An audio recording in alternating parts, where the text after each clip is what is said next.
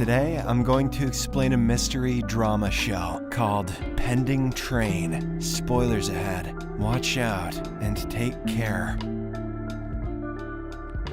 The show opens in Tokyo on an ordinary morning with several people going about their daily routines. A hairdresser named Kayashima is about to board a train, wondering whether he should meet a certain person. At the same time, high school gym teacher Sai stands on the train platform on her way to work. She is startled when she comes across a man named Shirahama, who is her longtime crush. However, Shirahama doesn't seem to recognize her, and we learn that he is also waiting for the train. Not long after, the train arrives and all three of them step inside, along with several other passengers. Everyone is lost in their own thoughts and mentally planning out their days. But all of a sudden, an earthquake alert goes off, and chaos ensues as several people and items disappear. The train then enters a tunnel at high speed, followed by a loud impact sound that violently shakes the passengers. This causes them to lose their balance and fall to the ground. Sometime later, the train finally comes to a stop, and the passengers cautiously get up. They step out of the train, but are forced to find themselves in an unfamiliar forest. The crowd begins making emergency calls, but there is no signal either. As panic ensues, Shirahama introduces himself as a firefighter and assures them that everything will be fine. He then checks on each passenger one by one to ensure that no one was injured in the accident. Meanwhile, at the station, police discover that a train carriage has mysteriously vanished. They don't understand how something as massive as a train carriage could vanish without a trace. Could it have disappeared into the earthquake, sir? No, don't make sense. Back at the train, Shirahama decides to enter the tunnel to see if they can find any help. Sai and Kayashima also offer to accompany him, to which he agrees. They then begin walking through the tunnel until they reach the end, which shocks them. There is not a single building there. All they see is a vast desert and mountainous terrain. Shortly after, the trio returns to the train and informs the other passengers about what they saw. This makes the crowd even more terrified, and they believe that they are in another world. Shirahama then approaches everyone and asks for their names so that he can make a list. All 46 passengers share their details except for Kayashima, who refuses to reveal his name. Meanwhile, Sai is impressed by Shirahama and recalls that he visited her school to give firefighter training. That was the moment she first saw him and started liking him. Later, a girl named Rina comes across a newspaper article about a murder suspect seen near the train. She then becomes hungry and checks the bag next to her in hopes of finding some food. It turns out to be Kayashima's bag, and all she can find is a pair of scissors and a letter from prison. Rina quickly puts the stuff back where it was and secretly steals food from another bag. She eats most of the food and hands the plastic bag to Kayashima. Afterward, the passengers become hungry, so Sai checks her bag to distribute some of her food, but she is shocked to discover that someone has already stolen it and demands to know who the thief is. Kayashima is seen with the food bag, so Rina wastes no time in accusing him. She even reveals how she found a prison letter and weapons in his bag, implying that he's a criminal. Kayashima denies the accusations, but people don't believe him and become scared. This greatly disappoints the poor guy, so he decides to leave the group and try to find his way home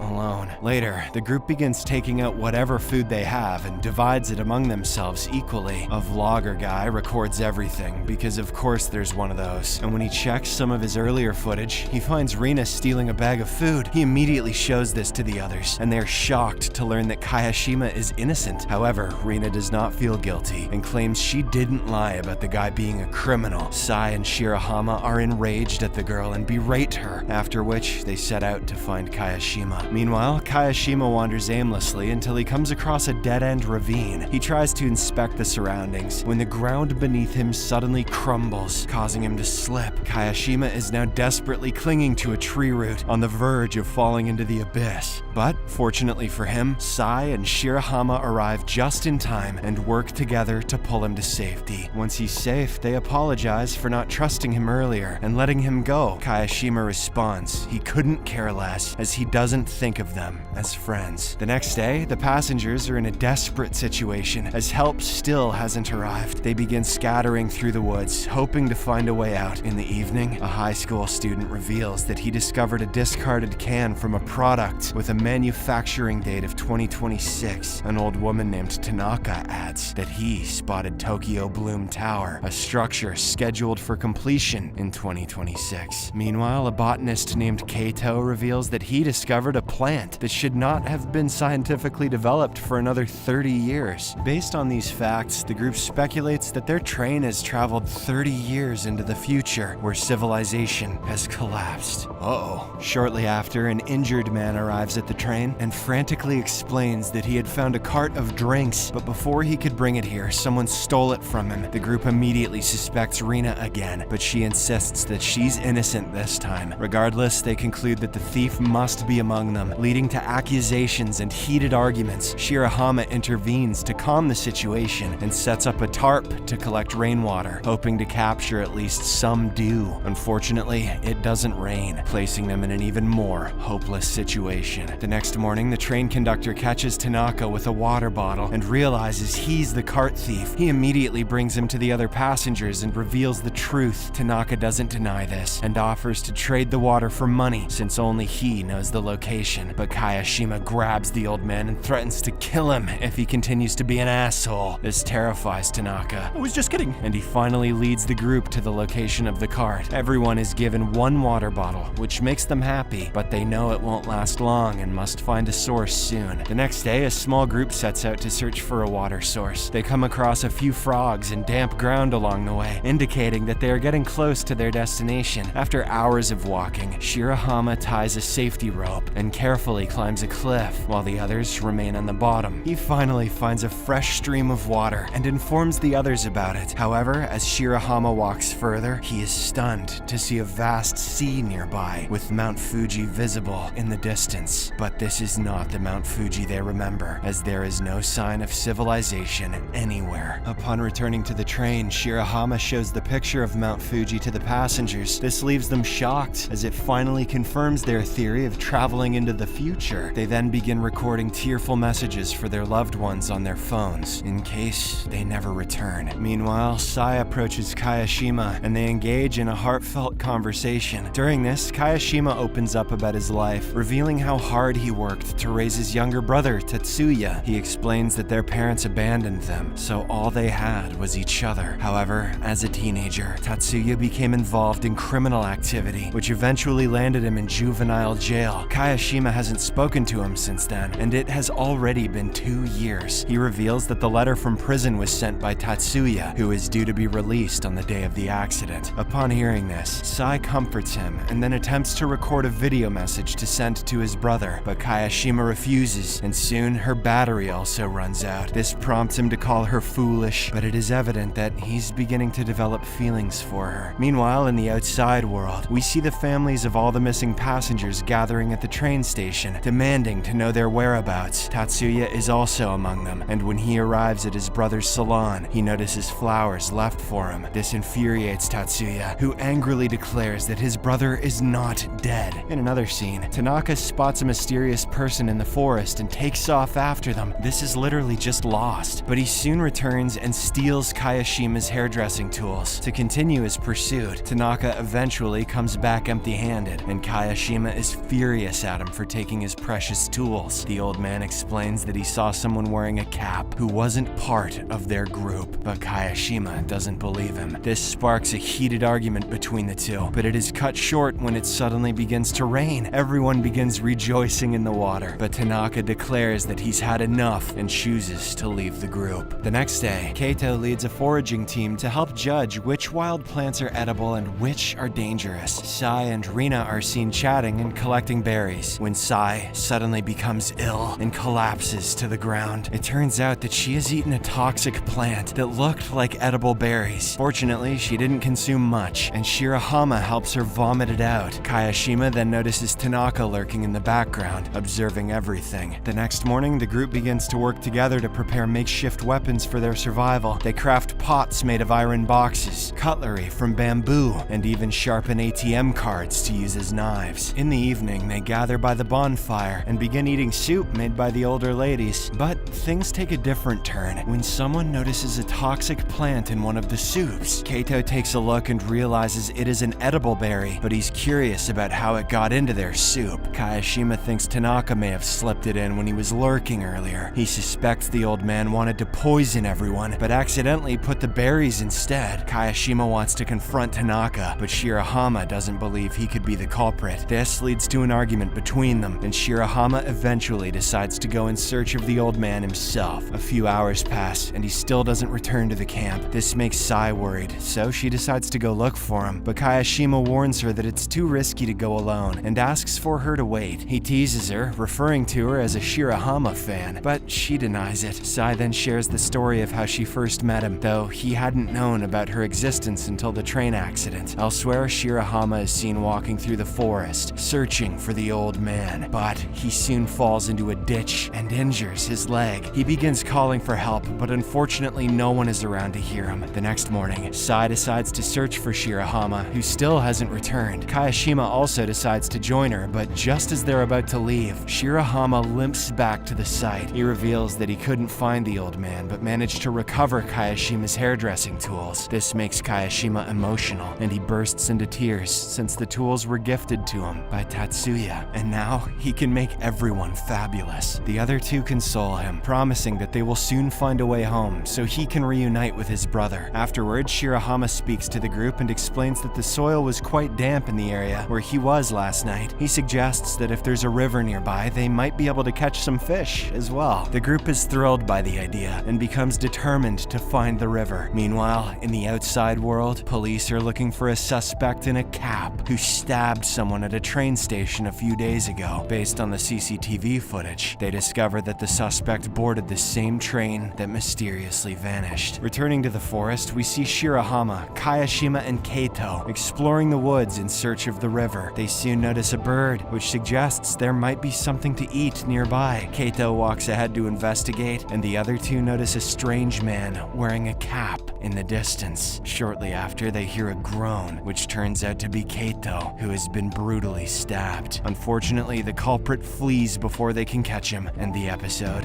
ends here. Subscribe for more videos like this, turn on notifications, and leave a like to help the channel out. Thank you for watching.